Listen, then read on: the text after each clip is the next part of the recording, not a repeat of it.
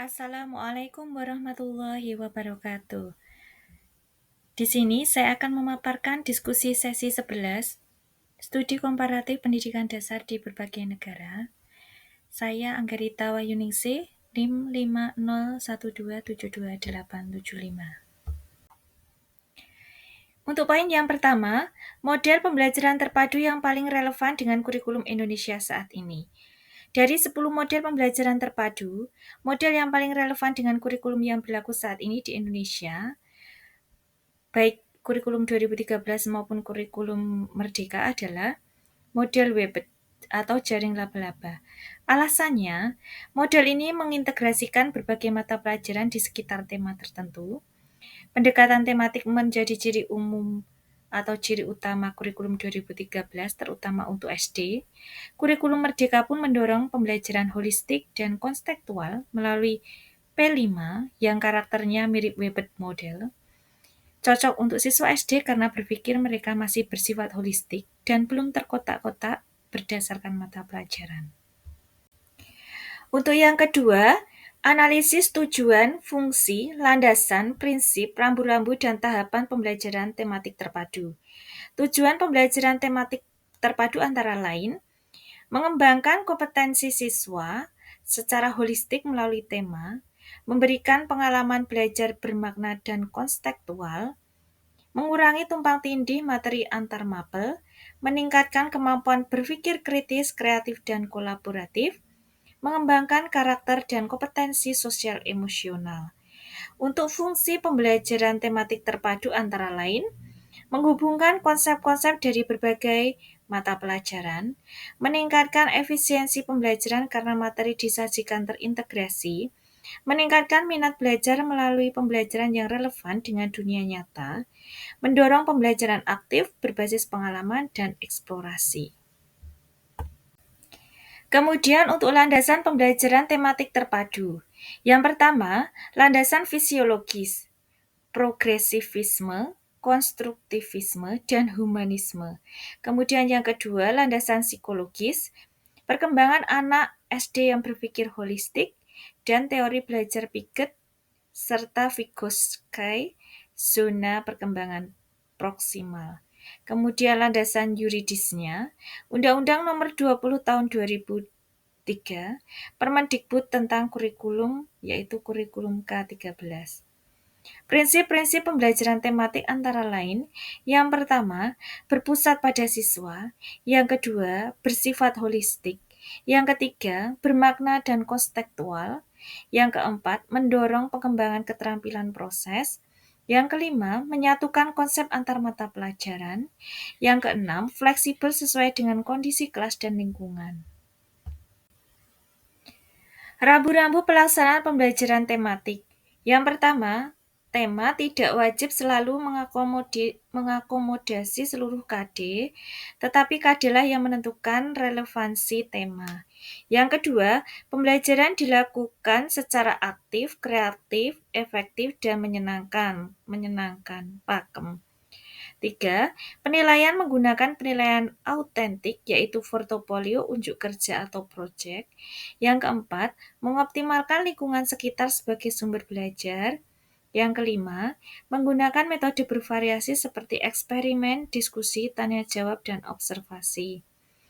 Kemudian untuk tahapan pembelajaran tematik terpadu atau K13 antara lain, yang pertama perencanaan dengan menganalisis KD, menyusun jaringan tema, membuat RPP, tema atau subtema, menyiapkan media dan asesmen. Kemudian yang pada saat pelaksanaan, ada kegiatan pendahuluan, kegiatan inti, dan penutup. Yang ketiga penilaian, bisa terdiri dari penilaian sikap, pengetahuan, keterampilan, serta penilaian portofolio dan produk. Yang ketiga, perbedaan kurikulum tematik terpadu K13 dan kurikulum Merdeka. Untuk aspeknya, landasan utama, kurikulum 2013, kompetensi inti dan kompetensi dasar, kemudian pada kurikulum Merdeka adalah capaian pembelajaran. Kemudian untuk pendekatan, pada kurikulum 2013 itu tematik integrate learning. Untuk kurikulum Merdeka, pendekatannya holistik, diferensiasi, project P5. Kemudian untuk aspek struktur pembelajarannya, K13 tema ditentukan pemerintah, kalau kurikulum merdeka tema fleksibel, guru dapat mengembangkan tema tersebut.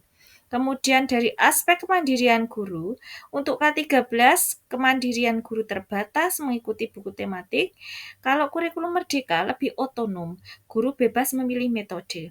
Pada aspek penilaian, untuk K13 penilaian autentik ketat, kalau untuk kurikulum merdeka lebih sederhana, fokus pada formatif. Kemudian aspek pembelajaran untuk K13 mengikuti langkah saintifik, kemudian untuk kurikulum merdeka fleksibel sesuai dengan kebutuhan siswa. Pada proyek karakter, untuk kurikulum 2013 tidak ada P5, kalau kurikulum merdeka ada P5. Kemudian untuk aspek filosofi utama, untuk K13 pembelajaran terpadu berbasis tema, untuk kurikulum merdeka pembelajaran yang memerdekakan siswa. Untuk implementasi di tempat mengajar, saya mengajar di SD Negeri Sokoliman, Karangmojo, Gunung Kidul, Daerah Istimewa Yogyakarta. Implementasi di sekolah saya sebagai berikut. Untuk implementasi K13, yang pertama menggunakan buku tematik dari pemerintah. Yang kedua mengikuti alur tema subtema pembelajaran. Yang ketiga, pembelajaran masih berpusat pada kegiatan kelompok dan diskusi. Yang keempat, penilaian dilakukan melalui portofolio, observasi, dan penilaian harian. Kemudian untuk implementasi kurikulum merdeka di sekolah saya antara lain, yang pertama, pembelajaran lebih fleksibel. Topik dapat disesuaikan dengan minat siswa. Kemudian yang kedua, proyek P5 dilaksanakan 2 kali setahun, misalnya tema gaya hidup berkelanjutan dan kearifan lokal. Yang ketiga, guru lebih bebas memilih metode, termasuk problem-based learning dan project-based learning. Keempat, penilaian lebih sederhana, fokus pada umpan balik. Kemudian, perubahan yang paling terasa antara lain, beban administratif lebih ringan, kegiatan pembelajaran lebih kreatif, siswa lebih aktif dan berpikir kritis. Untuk kesimpulan diskusi sesi 11 hari ini antara lain, pembelajaran terpadu yang paling relevan dengan kurikulum di Indonesia saat ini adalah model Webet. Karena selaras dengan pendekatan tematik pada K13 dan karakter proyek pada kurikulum merdeka.